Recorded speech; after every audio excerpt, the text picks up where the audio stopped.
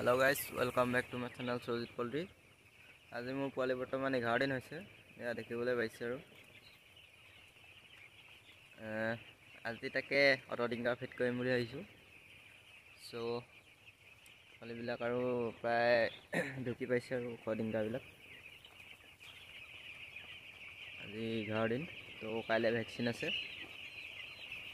আপোনালোকৰ যদি ফাৰ্মাৰ হয়, আপোনালোকৰ যদি ব্ৰইলাৰ পুহিছে, তো মোক কমেণ্ট কৰি জনাব আপোনালোকে কিমান পোৱালি পুহি আছে বৰ্তমান। তো জনালে ভাল পাম। সো মই এতিয়া অটো ডিংকাৰ ফিট কৰিব লৈছোঁ। ইয়াত টোটেল আপোনাৰ 60টা ডিংকাৰ লাগিব, 60টা অটো ডিংকাৰ। সো আপোনালোকে চাব, মই দেখুৱাম বাৰু কেনেদৰে ফিট কৰিছোঁ। আৰু যিটো আপোনাৰ এই পাইপ আছে, পাইপলাইন আছে, এইফালে আপোনাৰ দেখিবলৈ পাইছে পাইপলাইন লগাই থোৱা আছে। সেই পাইপলাইনত আপোনাৰ কি দি ৱাছ কৰিম আপোনালোকে চাব।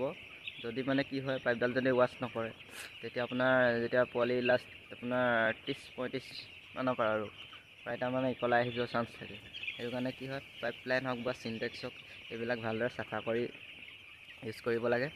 চ' সেইটো কাৰণে মই দেখুৱাম যে মই কেনেকৈ এইবিলাক চাফা কৰোঁ আৰু কেনেকৈ এইবিলাক ফিট কৰোঁ। চ' গাইজ চাব শেষলৈকে ভিডিঅ'টো, তেতিয়া হয়তো বুজি পাব। চ' যদি ভিডিঅ'টো চাই ভাল লাগে, লাইক কমেণ্ট শ্বেয়াৰ ছাবস্ক্ৰাইব কৰি ল'ব নতুন ভিডিঅ' পাই থাকিবলৈ। ব'লক এতিয়া আমি ভিডিঅ'টো আৰম্ভ কৰোঁ। চ' গাইজ এয়া অটো ডিংকাৰ বৰ্তমান ঘৰলৈ খুলি লৈ যাওঁ। চ' ধুই কৰি এইবিলাক আপোনাৰ মেডিচিন ইউজ কৰি চ' ধুওঁগৈ। ধুই মেলি আপোনাৰ এতিয়া ফিট কৰিম, ফিট কৰি ফাৰ্মত লগামগৈ।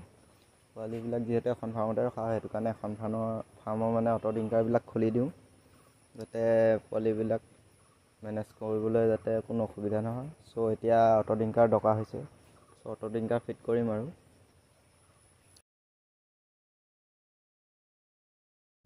চ' গাইজ ফাইনেলি আমি অটো ডিংকাৰ লগাই ক্লিয়াৰ কৰিলোঁ। এয়া দেখিবলৈ পাইছে অটো ডিংকাৰ লগাই সম্পূৰ্ণ হৈ গ'ল। তাৰপিছত আপোনাৰ য'ত তাৰমানে পানী ষ্টক হয়, চিনটেক্স, চ' তাত অলপমান চাফা কৰিব আছে। তাত চাফা কৰি মেডিচিন দি আৰু ইয়াত পানীটো অলপমান ৱাছ কৰি দিব লাগিব। 2-3 বাৰ পানীটো পেলাই পাইপডাল যেতিয়া চাফা হৈ যাব, তেতিয়া আমি পানী খুলিম আৰু। এয়া আপুনি দেখিবলৈ পাইছে, মই দেখাইছোঁ বাৰু পিছফালে কেনেকুৱা ওলাইছে।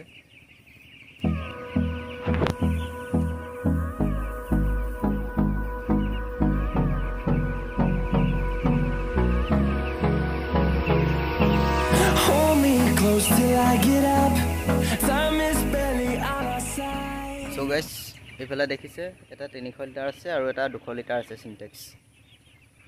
চ' আমি সেই দুটা ধুবগৈ লৈছোঁ এতিয়া। ধুই কৰি আপোনাৰ মেডিচিন দি পানী তাত ভৰাব লাগিব। তাৰপিছত ইয়াত পানী খুলিম আৰু। ইয়াত ডিংকাৰ দেখিছে, ইয়াত আপোনাৰ পানী খুলিম। ত' যিবিলাক লেতেৰা পানী ওলাব 2-3 বাৰ ৱাছ কৰি, চ' এইবিলাক পেলাই চাফা পানী খুলিব পাৰিম।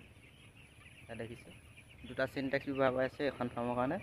এটাত আপোনাৰ নৰ্মেল পানী ষ্টক হৈ থাকে আৰু এটাত মেডিচিন পানী থাকে। যদি আপোনাৰ মেডিচিন দিবলগীয়া হয় এক্সট্ৰাকৈ, তো সৰু চিনটেক্সটো ব্যৱহাৰ কৰা হয়। যদি মেডিচিন দিবলগীয়া নাথাকে, আপোনাৰ ডাঙৰ চিনটেক্সটোত সেইটোত আপোনাৰ এচিডটো থাকেই কমন, তো এচিড পানীয়ে সেইটোত প্ৰায় দি থোৱা থাকে। আৰু যিটো সৰুটোত প্ৰায় নৰ্মেল পানী থাকে আৰু মেডিচিন দিবৰ কাৰণে। তো তেনেকৈ আৰু ইউজ কৰিছোঁ। তো চিনটেক্সকেইটা চাফা কৰি মই পাছৰখিনি দেখুৱাইছোঁ বাৰু। চ' আমাৰ ক্লিয়াৰ হৈ গৈছে বৰ্তমান কাম। এয়া চিনটেক্স দেখিছে পূৰা চাফা হৈ গৈছে, আৰু এটা এইটো দেখিছে পূৰা চাফা হৈ গৈছে। আৰু ইয়াত বিশেষ কাম নাই, পানীটো আপোনাৰ ভৰাব লাগিব। পানীটো ভৰাই ইয়াত H2O2 বুলি এটা মেডিচিন পায়, সেইটো দিম আৰু লগত ব্লিচিং পাউডাৰ দিম। সেইটো দি পিনে তো পানীটো ফ্লাছ কৰিম। পানীটো এৰিকৈ আপোনাৰ ৰাখি দিম এদিনমানৰ কাৰণে। তো এদিনমানৰ পাছত পানীটো পেলাই আৰু খালী পানী খুলি দুবাৰমান ৱাছ কৰিকৈ, চ' তেতিয়া আপুনি দৰৱ তেতিয়া দিব পাৰিম আৰু পোৱালিক আপোনাৰ অটো ডিংকাৰ ষ্টাৰ্ট কৰিব পাৰিম। চ' আশা কৰিছোঁ ভিডিঅ'টো চাই ভাল লাগিলে চাগে। চ' ভাল লাগিলে লাইক কমেণ্ট শ্বেয়াৰ কৰি দিব আৰু নতুন নতুন ভিডিঅ' পাই থাকিবলৈ ছাবস্ক্ৰাইব কৰি দিব। চ' ধন্যবাদ।